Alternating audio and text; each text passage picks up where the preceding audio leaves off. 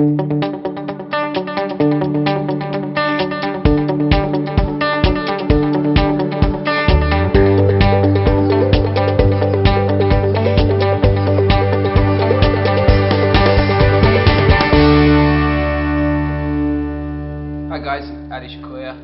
at the Global Agile Development Innovation Summit in London, and I'm fortunate to be with two heavy hitters, Fariz and Mr. Scott Ambler here, DAD. So, before we continue, I'm going to let both of them introduce themselves because they're going to do a better job than me. So, Fariz, do you just want to quickly introduce yourself? Sure. Fariz Saracevic, part of the IBM offering management. I've been in Agile world for over 10 years, and founder of two Agile communities, Bosnia Agile and Lean in Agile Middle East. And Scott Ambler, one of the co-creators of the dismantle Agile framework and thought leader behind Agile modeling, Agile data, a couple other good things. Awesome. So, you're from IBM, you used to be at IBM, so I'm assuming you guys have worked together before. Yes, we actually worked on the same project, same ideas. Great stuff. It's a small community. And since then. Yeah. And since then. And now we're all cozied up together. This is awesome. Yeah. So, do you want to? I know you gave a talk earlier on. What's currently happening in IBM? How is your Agile implementation going, and what kind of challenges are you seeing that people might be able to learn from? Well, so my speech today was about SAFe, and we've been challenged, especially from the area where I'm coming from in offering management, is kind of how we can actually look at our individual products from a portfolio level. Okay. Our customers are kind of demanding, they want to see details that we are implementing, that we are going in, where we're going in the future. And we looked at a SAFe as a way to help us in that direction. Okay. So we use that as an excuse to kind of build the capabilities to support SAFe in our tools. And I think that was a win-win situation. So we learn how to use the tools the way and preach about SAFe. Okay. And also, in the end, customers got additional capabilities. Awesome. So I'm going to throw out a kind of, it's a question that keeps on coming up.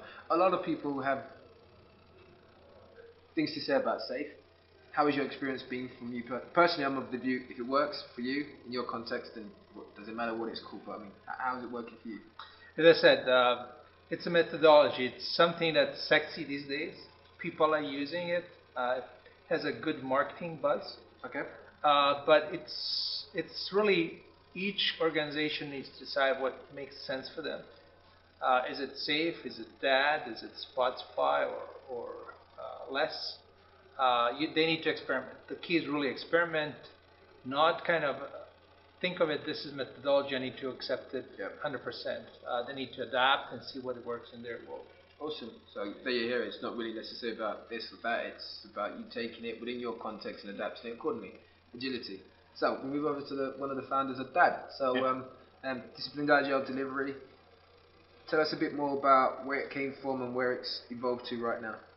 Yeah, so Dismantle Delivery, which was the original part of the Dismantle framework, it's all based on empiricism. It's based on observations of what we've seen work in practice, what we've seen organizations do, and it was based on a couple of pretty basic observations. First, everybody was doing Agile differently. They were, they were putting it together, and they're taking great ideas from a variety of sources and tailoring it to meet the needs of the situation they faced.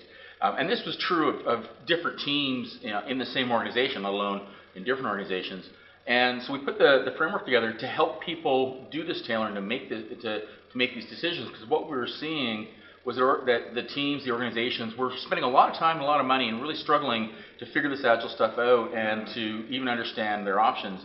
And one of the challenges with some of the methods are that they have one way of doing things, and they spin the story of how awesome it is, but then it's like, yeah, it's awesome in a certain situation, just like you said. But if that's not your situation, then it's not so awesome.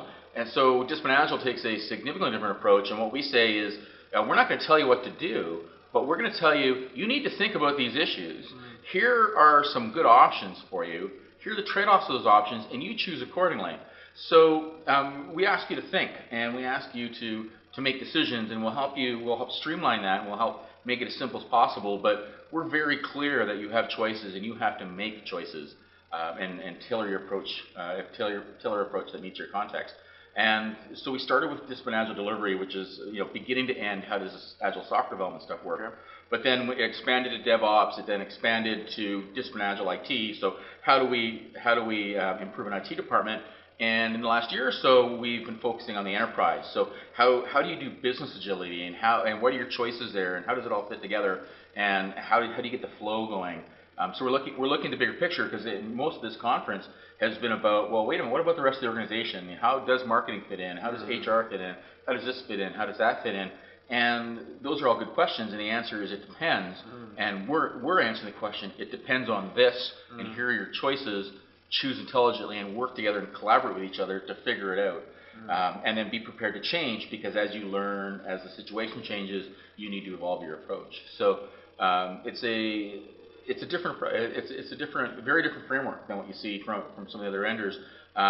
Maybe not as well marketed, definitely not as well marketed, and potentially a little more challenging to adopt, because we do want you to think and make decisions.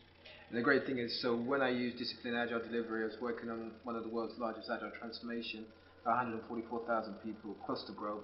And we did use that framework, and because there were so many different areas of the business that had different contexts and different issues, that was great from that point of view, because it became like a toolkit of, okay, in this context we can use it like that, we can use this, and that was really good. It didn't feel so restrictive.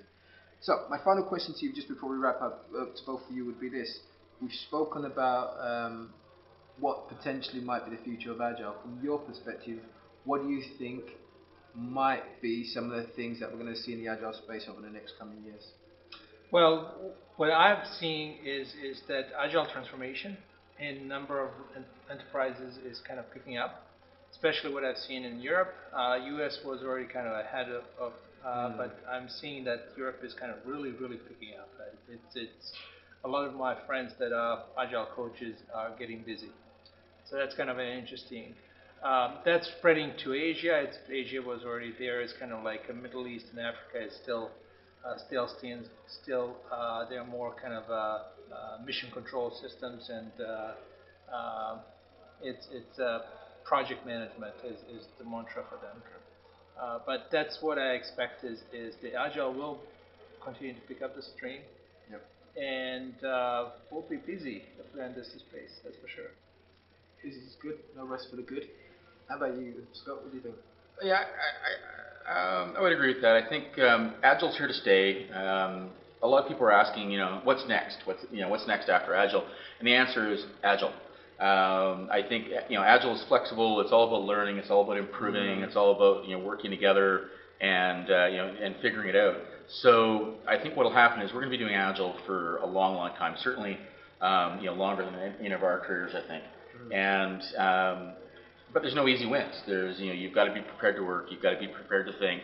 You've got to be prepared to improve and to adapt and to learn and to experiment. And this is why I think Agile's here to stay. It's not a fad, and there's nothing coming out. There's nothing on the horizon at all. It's Agile and lean. That's it. Point to something. Hey, please point to something that has an offer, that's offering anything like this. And the answer is nothing. So, I think more importantly, the answer is I don't think we need much more than this. It's just because it is so adaptive. It is about learning. It is about improving and getting better. So, it's here to stay. Awesome. Well, thank you both for your time. For the listeners out there who might want to reach out to you for your services or to ask you any questions, do you want to share some of your contact details? You can find me on LinkedIn. My email is fariz@us.ibm.com. Awesome. Thank you very much. Yeah. Scott? Go to scottambler.com. Awesome. So there you hear it. Agile's here to stay. And if you start looking at Agile as a thing and just be aware of the principles and the mindsets, you find that they're timeless and they're relevant to any industry, no matter what's happening. They can be used in different ways. So and then reach out to Fariz and Scott if you need to have any more questions answered. So Alicia Koya at the Global Agile Development and Innovation Summit 2018 in London, Scott and Fariz. Thank you. Have a good one.